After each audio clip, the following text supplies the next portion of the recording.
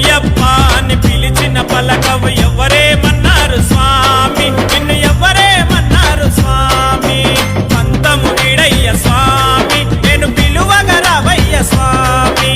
పంతము వీడయ్య స్వామి, నేను పిలువగ రావయ్య స్వామి. అయ్యప్ప అని పిలిచిన పలకవు ఎవరేమన్నారు స్వామి, నిన్ను ఎవరేమన్నారు స్వామి.